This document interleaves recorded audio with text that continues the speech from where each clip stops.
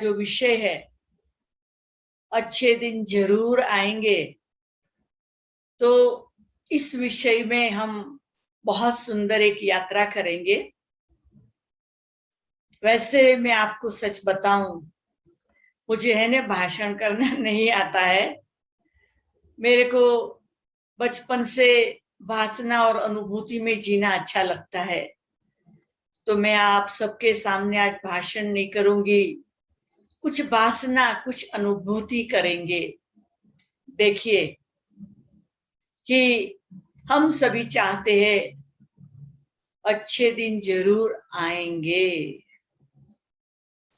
देखिए मेरे प्यारे भाई और बहनों, 2 सेकंड के लिए हम अपनी एक सुंदर रूहानी यात्रा की शुभ शुरुआत करते हैं। तो साइलेंस से शुरू करेंगे। ओम शांति। सभी जहां भी बैठे हैं एकाग्र होकर बैठे, रिलैक्स होकर बैठे, शांति से बैठे और अच्छे दिन के इंतजार में बैठे।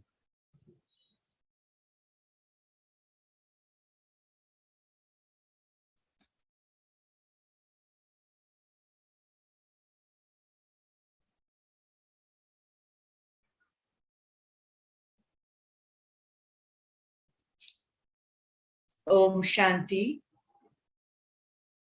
ये संसार का एक नियम है उदिप्ति, ये संसार का एक नियम है कि सुख दुख, हार जीत, जय पराजय, मान अपमान, ये सब ऐसे होता ही रहता है।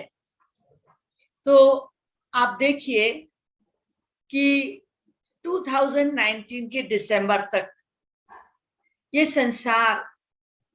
संसार का व्यवहार, सारा कारोबार बहुत व्यवस्थित रूप से चल रहा था, सब कुछ चल रहा था।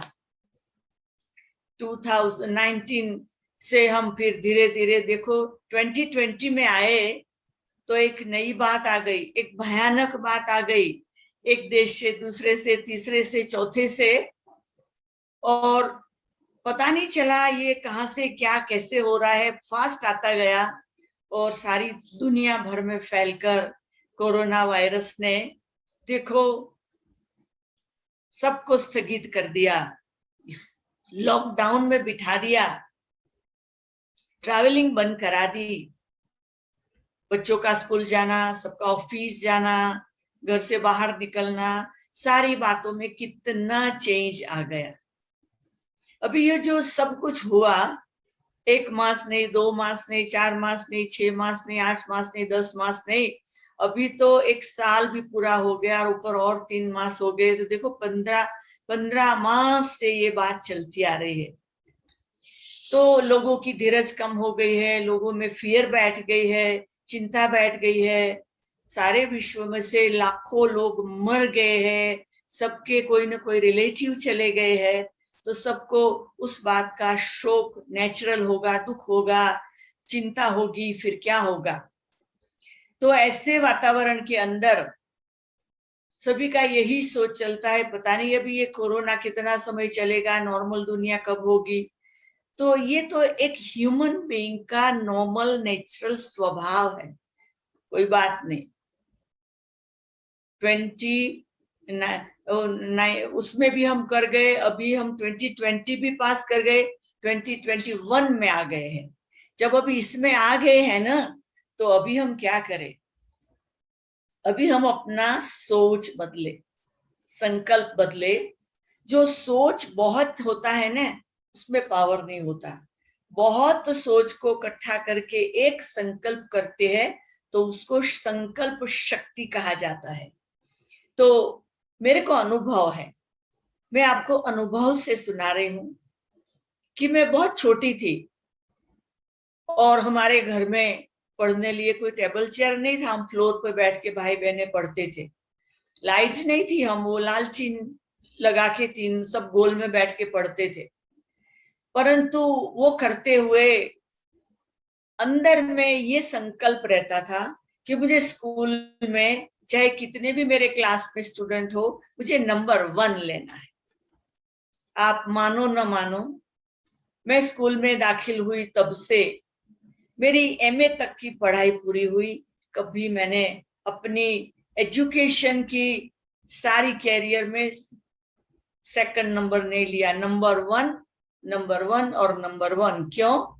मैं यही सोचती थी, मैं पढ़ रही हूँ नंबर 1 के लिए, मैं पढ़ रही हूँ नंबर 1 लेने के लिए, मैं पढ़ रही हूँ नंबर 1 लेने के लिए।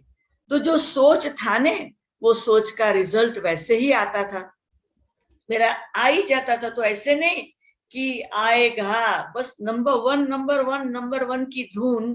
तो मेरी सारी पढ़ाई की कैरियर में, चाहे स्कूल हो चाहे यूनिवर्सिटी हो, मेरा हमेश नंबर 1 रहा। और वो इतना अंदर में पक्का हो गया कि जब ये ब्रह्मा कुमारी भगवान की स्कूल में मैं स्टूडेंट बनकर आई, तो भी मेरा ये लक्ष्य कि जो परमपिता परमात्मा, ये संस्था के स्थापक जब भी ये ज्ञान देते हैं, तो मैं उनके मुख से नंबर 1 लेना चाहती हूँ। मुझे याद है, मैं 20 साल की उम्र में सरेंडर हुई और विद इन 6 मंथ मेरे को इतना सुंदर गोल्डन चांस मिला सेवा का। और 2 साल के बाद जब ऐसी विशेष ट्रेनिंग थी टीचर की, तो मुझे परमात्मा के तरफ से नंबर 1 मिला। क्यों? मेरा हमेशा ये लक्ष्य रहता है, मुझे जीवन में हर कार्य में, हर बात में, हर स्टेप में नंबर 1 की अनुभूति में ही रहना है, मुझे नंबर 2 नहीं जाना है। जैसे लक्ष्य होते हैं वैसे लक्षण आते हैं। तो मेरे भाइयों और बहनों, हम क्यों ये विषय लेके बैठे हैं? अच्छे दिन जरूर आएंगे। किसने कहा ये बुरे दिन है? ये बुरे दिन नहीं है, ये खाली एग्जामिनेशन पेपर आया है, कुछ बुरा नहीं है। हम लोग बहुत केयरलेस हो गए थे और हम लोग न अपना ध्यान देते थे, न शरीर का, न मन का, न बुद्धि का, न व्यवहार का, न धंधे का, किसी बात का। तो ये कोरोना हमें बहुत कुछ सिखाने के लिए आए हैं। तो वो तो हमारा सिखाने वाला एक टीचर बन गया है। तो टीचर आता है, पढ़ाता है, परीक्षा होती है, टीचर चला जाता है, हमारा क्लास बदली हो जाता है, तो कोई बड़ी बात नहीं है। देखिए, आज मैं आप सबके सामने बैठी हूँ, आप सब देख सकते हो मेरे पीछे जो बैकग्राउंड जो है ना, वो क्या है? जरूर आप लोगों को क्लियर दिखाई पड़ता होगा। आप लोग ये मेरे बैकग्राउंड को, दीपिका बेन क्लियर बैकग्राउंड दिखा देना बड़ा पिक्चर करके, कि मेरे बैकग्राउंड में क्या है। मेरे बैकग्राउंड में हेवन है, मेरे बैकग्राउंड में हेवन है। आप लोग सब देख सकते होंगे कि जो हेवन में 1 साल से मैं सारी दुनिया में जहां भी लेक्चर करती हूँ, ऑनलाइन जितने भी क्लास कराती हूँ, जो भी करती हूँ, तो मैं क्या करती हूँ, यही पिक्चर मेरे पीछे रखती हूँ। तो मेरे पीछे हेवन है, आप सब देख सकते होंगे। हम कहते हैं राम राज्य आएगा, स्वर्ग आएगा। मैं ये नहीं कहती हूँ, मैं कहती हूँ स्वर्ग आ गया है और मैं स्वर्ग में बैठकर सभी से बातें कर रही हूँ। ये धरती पर स्वर्ग आएगा नहीं, अच्छे दिन आएंगे नहीं, आ गया।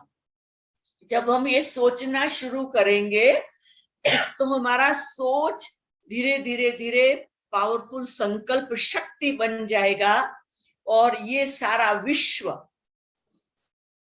नई दुनिया बन जाएंगी, पॉजिटिव दुनिया बन जाएंगी, सतयुगी देवी देवताओं का राज्य हो जाएगा, हम सभी देवी देवता बन जाएंगे और हम सभी सर्वगुण संपन्न, 16 कला संपूर्ण, संपूर्ण निर्विकारी, अहिंसा परमो धर्म मर्यादा पुरुषोत्तम बन जाएंगे। ये सब सोच पर है। तो क्यों ना अभी से ही हम ये सोचना शुरू करें, आ गया, आ गया, आ गया, तो आ जाएगा। मुझे एक कहानी याद आती है। एक बेचारा थका हुआ मनुष्य एक शांत एरिया में एक वृक्ष के नीचे बैठा था, बहुत थका हुआ था। उसने सोचा मुझे तो इतनी प्यास लगी है। अचानक कहीं से पानी आके सामने बैठ गया। उसने पानी देखा तो कहा, अरे बाबा, मेरे को तो भूख भी लगा है, कभी तो खाना भी आ गया, जब पानी आ गया, खाना आ गया, तो सोचने लगा पानी पीऊं, खाना खाऊं, फिर मैं आराम भी कर लूं। तो उतने में वहां एक बिस्तर आ गया। अब जब खाना आया, पीना आया, बिस्तर आया, तो उसका सोच चला, अरे ये तो शांत एरिया है, यहाँ अकेला जंगल जैसा है, और कोई शेर आकर मुझे खा जाए तो बेचारा न खा सका न पी सका, शेर आके उसको खा गया। तो ये कहानी जो है वो कहानी है, परंतु कहने का मतलब है कि हम जो सोचते हैं ना, उसके आधार से सब कुछ होता है। वैसे देखा जाए ना तो दो बात है, क्या? Head and heart. Head and heart. हम लोग अभी वर्तमान समय में हमारे हेड को बहुत यूज करते हैं, दिमाग को बहुत यूज करते हैं। तो दिमाग माना knowledge, education, planning, meeting, sitting, discussion, benefit, loss, what not, ये सब हम करते हैं। तो जो हमारा इंटेलेक्ट है ना, वो थक जाता है ना? और थका हुआ इंटेलेक्ट नेगेटिव तरफ चला जाता है। अब हेड और हार्ट, जो हमारा हार्ट है ना, वो फीलिंग है। हमें सब बातों को फील करना होता है। तो हम जब बहुत हेड चलाते हैं ना, तो हमारा हेड जो गॉड है ना, वो दूर रहता है। जब हम हार्ट चलाते हैं ना, तो वो नजदीक आता है। तो हमें क्या करना है? हमारा बहुत सोच, संकल्प, प्लानिंग, थिंकिंग, ये वो, जिम्मेदारी, टेंशन, मेरा तेरा, सब कुछ छोड़ना है। बस हमारा जो हेड है वो किस लिए यूज करना है? समझदारी के लिए। ये जो हेड है ना, इसके अंदर क्या है? उसके अंदर आत्मा है। आत्मा जो है ना, वो मन, बुद्धि और संस्कार का समूह, एक छोटी सी बिंदी है। तो हमें बिंदी स्वरूप हो जाना है, और हमारे दिल में सब बात की फीलिंग होती है। तो हमें किस फीलिंग में रहना है? कि God love me, I love God, and God is ocean of mercy for the world, so I have to be also merciful. मुझे भी सारे विश्व के लिए दया का सागर बनना है। कैसे? ये विश्व बहुत अच्छा है, ये विश्व परमात्मा की एक रची हुई बहुत सुंदर रचना है। ये विश्व में रहने वाले लोग सुखी है, ये विश्व में रहने वाले लोग बहुत प्रेम से रह रहे हैं। ये विश्व की जो 5 तत्वों की प्रकृति है वो बहुत अच्छी है। हमारा शरीर 5 तत्वों का बना हुआ है। जब हम 5 तत्वों के बारे में अच्छा सोचेंगे तो हमारा शरीर भी अच्छा रहेगा। और कारणे अकारणे कोई बात आ भी जावे, चलो कोरोना आ जावे या और कुछ आ जावे, कोई दर्द दुख आ जावे, भले आया, वो आया है कुछ सिखाने के लिए, वो आया है चेक करने लिए, कुछ रिपेयरिंग हो रहा है। ये शरीर रूपी कार का आत्मा ड्राइवर है। तो हम उसी मस्ती में जब रहते हैं तो धीरे धीरे ये शरीर भी साथ देता है। जैसे पीयूष भाई ने बोला कि हमें भोजन पर बहुत ध्यान देना है, तो मुझे याद आता था कि मैं जहां भी होती हूँ, बचपन में घर में या सेंटरों में, सब कहते हैं तुमको खाने में कितना टाइम लगता है ना, तुम कितना, कोई 5 मिनट में खड़ा होता, कोई 10 मिनट में, मैं 20-25 मिनट, आधा घंटा लगाती हूँ। शांति से खाती हूँ मैं, और मेरा भोजन शांति से खाती हूँ। कई लोग कहते हैं अरे आप 75 ईयर की हो गई और एक्सरसाइज करती हो। मुझे ये शरीर को हेल्दी रखना है। अगर मैं एक्सरसाइज नहीं करूं तो मैं जल्दी ओल्ड हो जाऊंगी, मुझे तो नौजवान रहना है। तो इस प्रकार से हमें प्रैक्टिकल में अपने जीवन में इस प्रकार से जब करेंगे तो हमारे जो भी थॉट्स है ना, वो प्रैक्टिकल हो जाते हैं। तो जैसे पीयूष भाई का वो एग्जाम्पल रहा कि वो एक कपल बस स्टैंड खड़ा था और बच्चा खड़ा था, उन्हों का एटीट्यूड, बच्चे का एटीट्यूड, तो मुझे याद आया कि प्रैक्टिकल ये बात है। देखिए, मुझे याद है कुछ समय पहले यहाँ हमारे नेहरूबी का बहुत बड़ा सेंटर है, मैं भोजन कर रही थी और अचानक रिसेप्शन में एक कोई यंग व्यक्ति ने आके कहा आपके इंचार्ज को मिलना है, उससे बात करना है। तो गुस्से में था, उन्होंने मुझे बुलाया।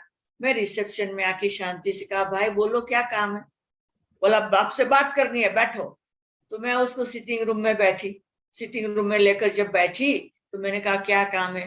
कहते बहुत बोलो नहीं, मेरे को आपको कहना है आप मेरी मदर को ये सेंटर पे क्यों अलाउ करते हो? मैंने कहा यहाँ तो हजारों लोग आते रहते, आप कौन, आपकी माँ कौन, मुझे क्या पता, कभी मैंने साथ में देखा नहीं है। अगर आपको पसंद नहीं है आपकी माँ को बोलो नहीं आवे। तो इतना गुस्से में था, बोलना बंद करो मेरे को कहता है, नहीं तो आपका सेंटर यहाँ नैरोबी से बंद करके आपको इंडिया भेज दूंगा। मैंने कहा कोई बात नहीं, आप जिसमें राजी हो कोई बात नहीं। बोला आप तो ऐसे गुस्से में था ना, तो उसने अपने पॉकेट से गन निकाला, कहते मैं आपको शूट कर दूंगा। मैंने कहा कोई बात नहीं, भले। तो कहा आप रेडी हो? मैंने कहा एकदम। बोला कैसे रेडी हो गए? मैंने कहा कि अगर आप मुझे शूट करेंगे तो मैं मेरे भगवान के पास जाऊंगी, नहीं करेंगे तो मैं मेरे भगवान की सेवा यहाँ करूंगी। मैं यहाँ खुश हूं, वहां खुश हूं, आप जिसमें खुश हो वो करो। आप सोच लीजिए, वो क्वेश्चन मार्क में आ गया। उसने अपनी गन बाजू में सोफा पर रख दी और सिर पे हाथ रख के बैठ गया कुछ घड़ियां।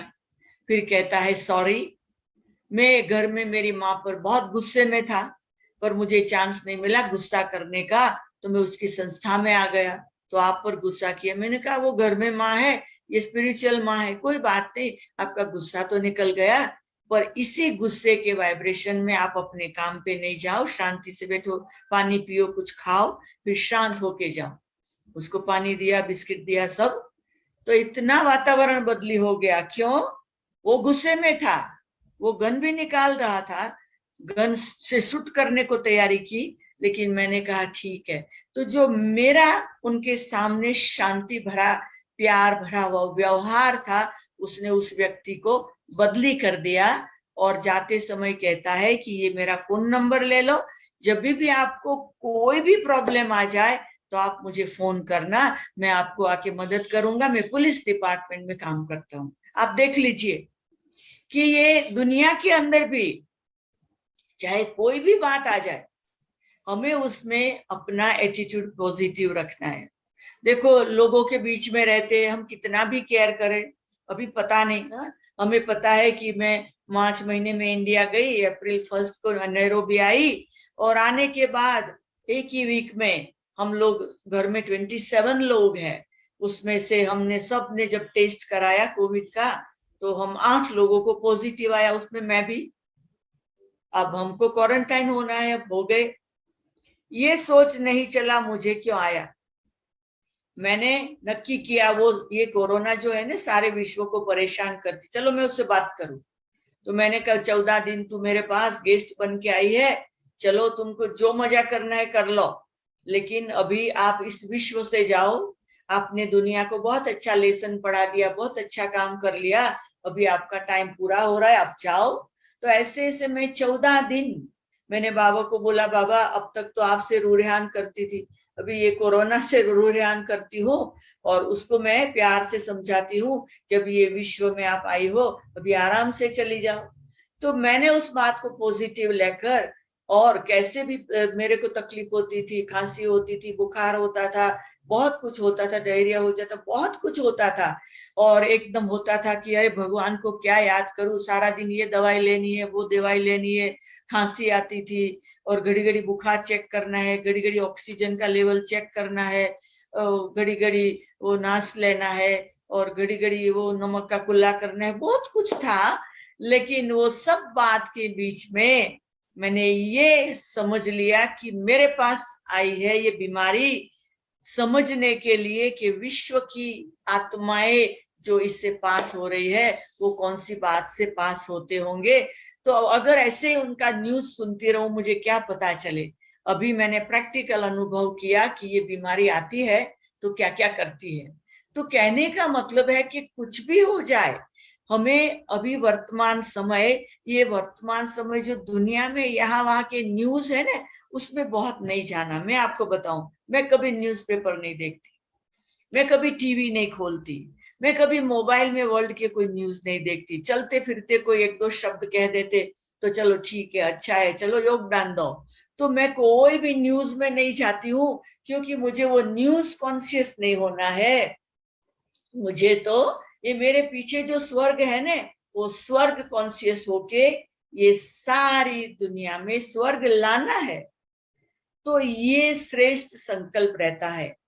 तो हमें अभी ये प्रैक्टिस करनी है और ये प्रैक्टिस नेचुरल बनानी है। बहुत मेहनत नहीं करनी है।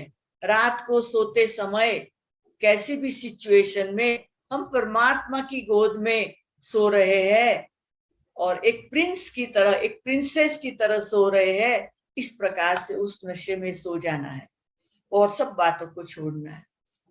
जब सुबह उठते हैं तो सुबह उठते भी वही नशे में उठना है कि मैं एक एंजल हूं, मैं एक फरिश्ता हूं, भगवान मेरे साथ है, गॉड इज माई कंपेनियन। और उसके साथ मैं अभी उठ के उसकी याद में मेडिटेशन करके परमात्मा की याद में मैं अपना सब कुछ करती। मैं फोन और न्यूज़पेपर मुझे नहीं उठाना है, वो सब नहीं। मुझे सबसे पहले ये दुनिया का जो रचयिता सर्वशक्तिवान परमात्मा है, उस परमात्मा को ठीक ढंग से पहचानना है।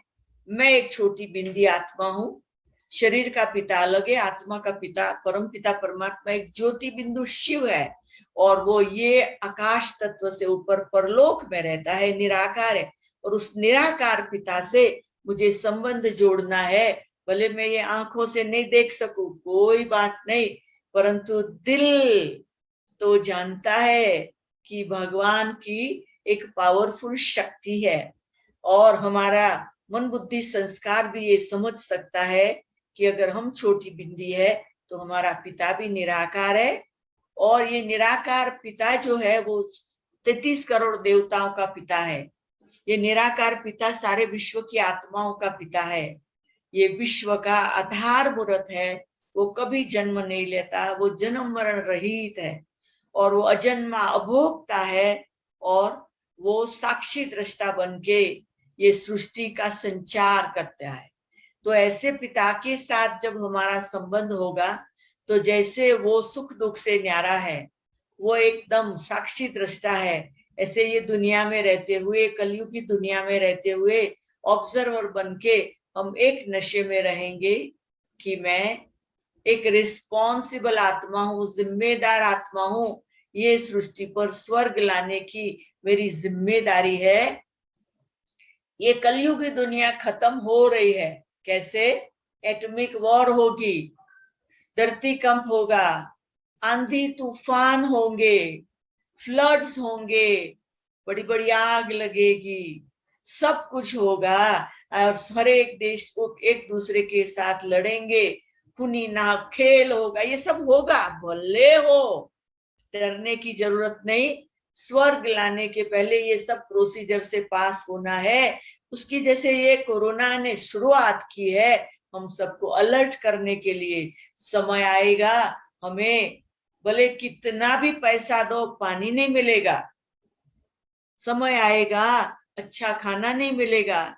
समय आएगा प्योर एयर नहीं मिलेगी। तो अभी हम अच्छी तरह हेल्दी रहे, सात्विक खाना खाए, ब्रीद इन ब्रीद आउट करे, अपने हार्ट को एकदम पावरफुल रखे, अपने शरीर को हेल्दी रखे, अपने मन को खुश रखे और अपनी बुद्धि को स्वच्छ रखे और अपने जो संस्कार है उसको सतो प्रधान श्रेष्ठ बनाए, जो भगवान हमारे पर इतने खुश हो जाए।